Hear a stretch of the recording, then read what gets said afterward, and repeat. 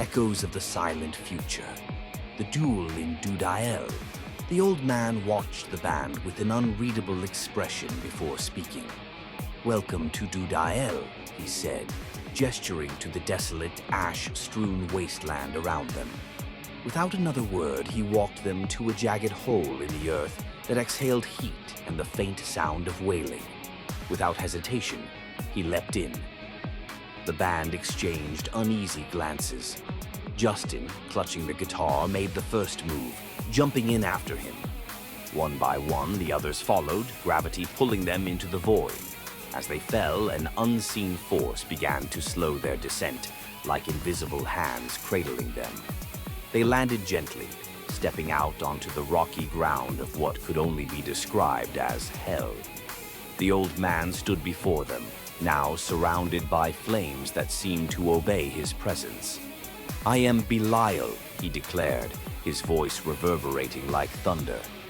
"I have been here since the creation of all things. That guitar is mine and I will have it." Before Justin could react, Belial summoned a guitar made entirely of fire. Its strings crackled with energy as he began to play, unleashing a sound so chaotic and otherworldly that the very ground beneath them seemed to quake. His fingers moved with impossible speed, creating a cacophony that sent shockwaves through the air.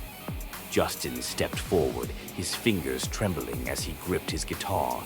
He began to play in response, but the complexity of Belial's music overwhelmed him. Sensing this, Travis activated his ability to manipulate time, speeding up Justin's reflexes to match Belial's speed. Andy, seeing the struggle, teleported into Justin's body, merging their talents. Together they became two guitarists playing as one, their combined music creating a harmony so intricate and divine that it cut through Belial's fiery chaos. Belial stopped abruptly, his eyes wide with astonishment. "Humans, with abilities," he muttered, taking a step back. For the first time in eons, he felt something unfamiliar: hesitation. After a moment, Belial raised his hands in surrender. "You may keep it," he said, his tone begrudging but filled with respect. "I believed only gods could wield such power, but perhaps I was mistaken." He then began to explain the guitar's origins. "It is made from a wood unlike any other, taken from a Roman in 30 AD. Nearly 1,500 years later, it passed to a witch who imbued it with her essence upon her death, in exchange for powers she could not otherwise obtain. This instrument was meant to guide its wielder through time, but only to a point. For even gods cannot undo their mistakes." Belial's voice softened as he added, "Your mistakes are yours, and they will follow you always. Remember that." Suddenly, a rift opened above their heads, swirling with energy.